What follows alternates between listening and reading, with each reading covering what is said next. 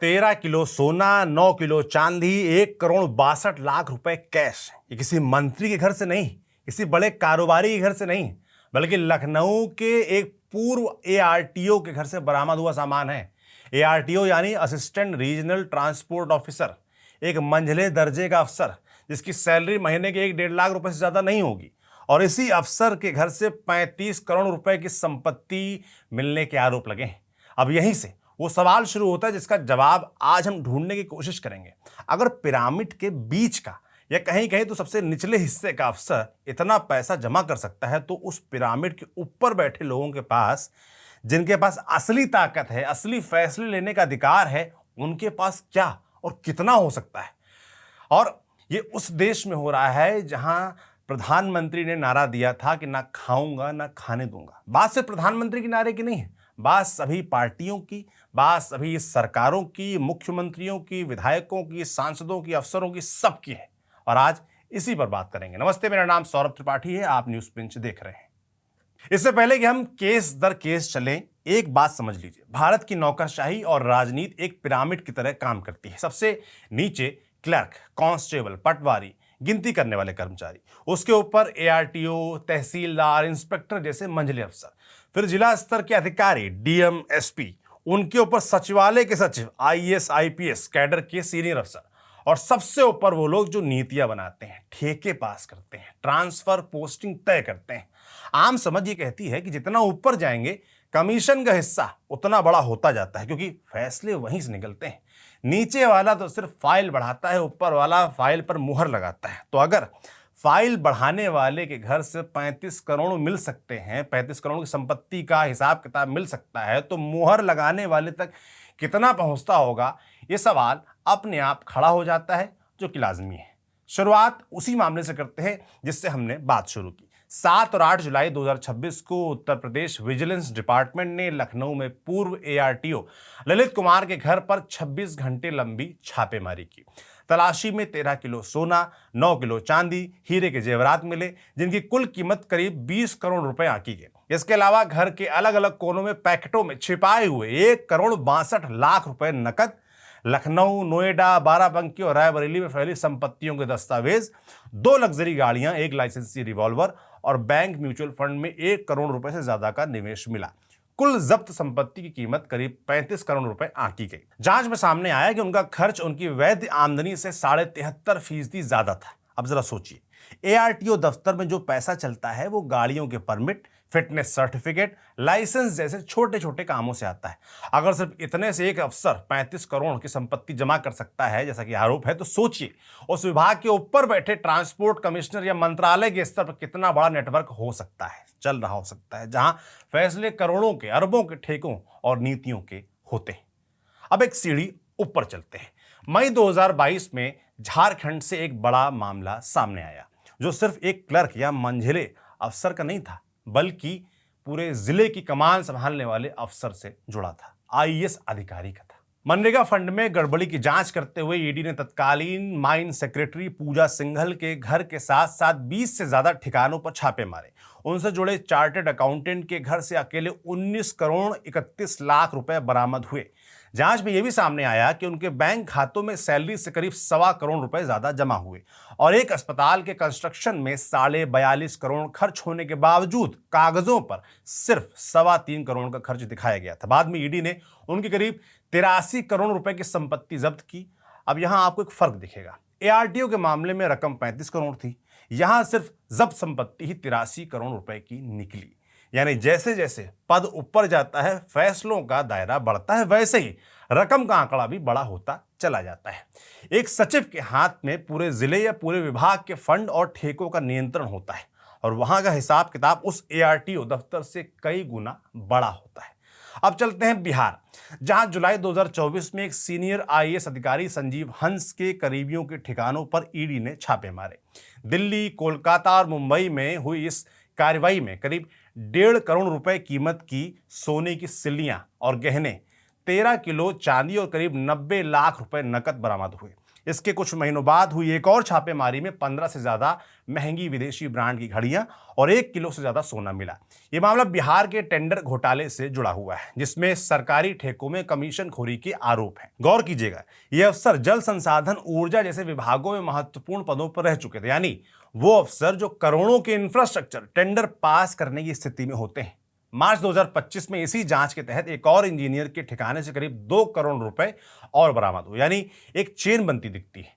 Engineer स्तर से लेकर सीनियर सचिव स्तर तक हर पड़ाव पर पैसा रुका मिलता है। संजीव हंस फिलहाल फरार बताए जाते हैं और सवाल यह भी है कि जब तक जांच पूरी नहीं होती तब तक इस चेन के सबसे ऊपर कौन बैठा है, ये पूरी तरीके से सामने नहीं आ पाएगा। एक मामला आपको छत्तीसगढ़ का भी बताते हैं। पूर्व मुख्यमंत्री कार्यालय की डिप्टी सेक्रेटरी और राज्य प्रशासनिक सेवा की अफसर थी सौम्या चौरसिया। ईडी ने बताया कि इन्हें शराब सिंडिकेट से करीब 115 करोड़ से ज्यादा की रकम पहुंचाई गई, जिसमें से करीब 72 करोड़ रुपए आरोप है कि हवाला के जरिए इधर उधर हुए। अप्रैल 2026 में हुई एक छापेमारी में इसमें करीब 53 लाख कैश और 3 किलो 200 ग्राम सोना बरामद हुआ। इस पूरे शराब घोटाले में अब तक ईडी करीब 380 करोड़ रुपए की संपत्ति कुर्क कर चुकी है और कुल घोटाला आरोप है कि 2800 से 3200 करोड़ रुपए तक का आंका गया है। अब चलिए उस मामले पर जहां सीढ़ी सीधे मंत्री पद तक पहुंच जाती है। जुलाई 2022 में पश्चिम बंगाल में शिक्षक भर्ती घोटाले की जांच के दौरान ईडी ने राज्य के तत्कालीन मंत्री पार्थ चटर्जी और उनकी करीबी अर्पिता मुखर्जी के ठिकानों पर छापेमारी की। अर्पिता के फ्लैटों से नोटों के बंडल इतनी मात्रा में मिले कि गिनने के लिए मशीनें लगानी पड़ी। शुरुआती दिनों में करीब 20 करोड़ रुपए नकद बरामद हुए और आगे की तलाशी में यह आंकड़ा 50 करोड़ रुपए तक पहुंच गया, ऐसे आरोप हैं। साथ में करीब 5 किलो सोना भी मिला। ईडी के मुताबिक अदालत में यह भी कहा गया कि आगे 100 करोड़ रुपए और बरामद हो सकते हैं। यानी एक अकेले भर्ती घोटाले में जो सिर्फ एक राज्य के एक विभाग तक सीमित था, 100 करोड़ से ज्यादा का आंकड़ा सामने आ रहा था। अब जरा सोचिए, ये सिर्फ शिक्षक भर्ती जैसा एक सीमित मामला था। अगर इतने एक विभाग से इतना पैसा निकल सकता है, तो जिन विभागों में हजारों अरबों करोड़ों के टेंडर, खनन के पट्टे, जमीन के सौदे या बड़े इंफ्रास्ट्रक्चर प्रोजेक्ट्स चलते हैं, वहां का आंकड़ा किस स्तर तक जा सकता है, यह अंदाजा लगाना भी मुश्किल नहीं है। अब एक उदाहरण न्यायपालिका का भी ले ही लीजिए, जहां घूम फिर कर ये मामले पहुंचते हैं।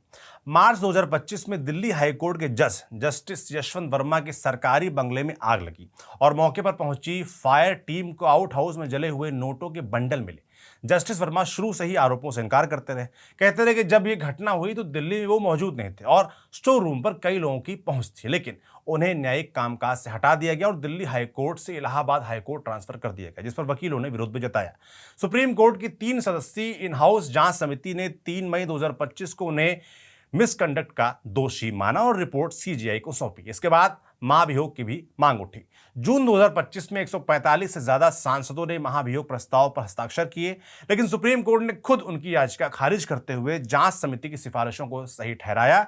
10 अप्रैल 2026 को जस्टिस वर्मा ने राष्ट्रपति को इस्तीफा सौंप दिया, लेकिन कहानी यहीं खत्म नहीं हुई।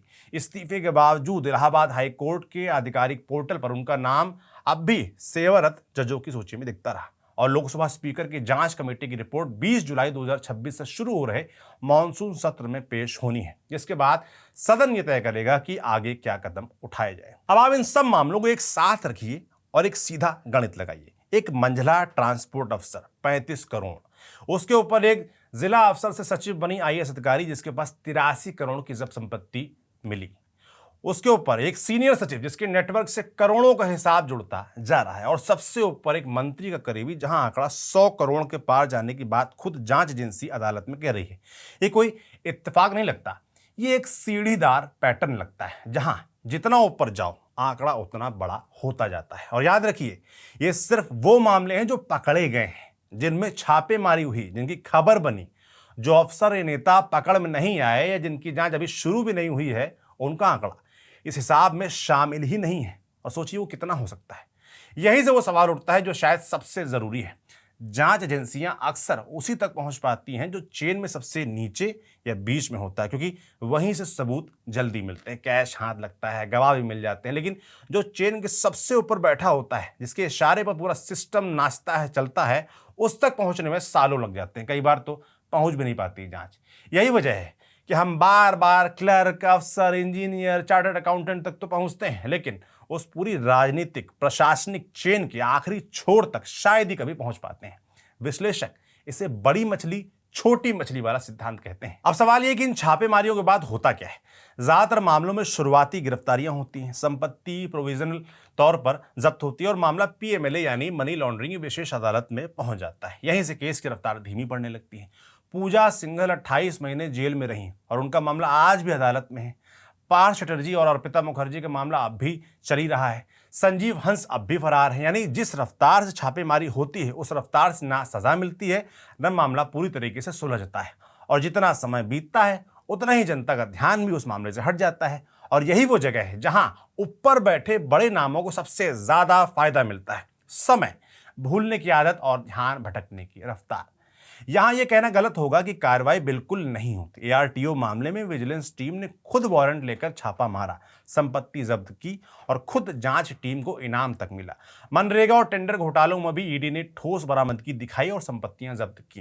यानी जांच एजेंसियां पूरी तरीके से निष्क्रिय नहीं है। लेकिन दूसरी तरफ यह सवाल भी उठना उतना ही वाजिब है कि आखिर मामले अदालत तक पहुंचकर सालों तक क्यों लटके रहते हैं। फरार आरोपी सालों तक क्यों नहीं पकड़े जाते और जांच की सुई नीचे से ऊपर की तरफ बढ़ने में इतना वक्त क्यों लेती है।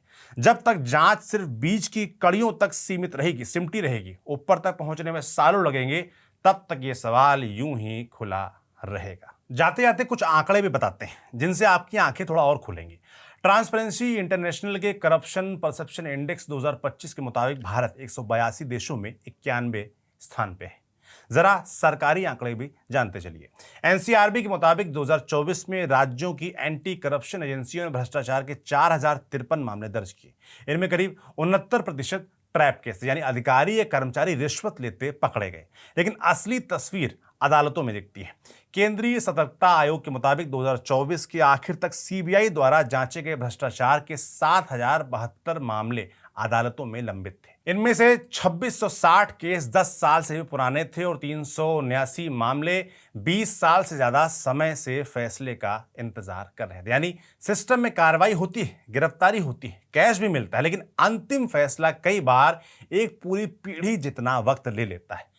और जब तक इसमें तेजी और सख्ती नहीं की जाती तब तक अब की बार भ्रष्टाचार मुक्त सरकार जैसे नारों का कोई मतलब नहीं रह जाता। और फिर मैं दोहराऊंगा कि इसमें किसी एक पार्टी, किसी एक सरकार की बात नहीं, सबकी। केंद्र की नरेंद्र मोदी सरकार हो, चाहे जहां कांग्रेस की सरकारें हैं वो हों, कोई भी सरकार हो, सभी मुख्यमंत्री, सभी अफसर सब इसके घेरे में आते हैं और सबको जिम्मेदारी लेनी होगी, सख्ती करनी पड़ेगी, ऊपर से सख्ती होगी, तभी नीचे तक कुछ हो पाएगा। आप क्या सोचते हैं इन पूरे मसलों के बारे में? क्या कभी भ्रष्टाचार मुक्त भारत हम देख पाएंगे? कमेंट बॉक्स में लिखकर जरूर बताइएगा।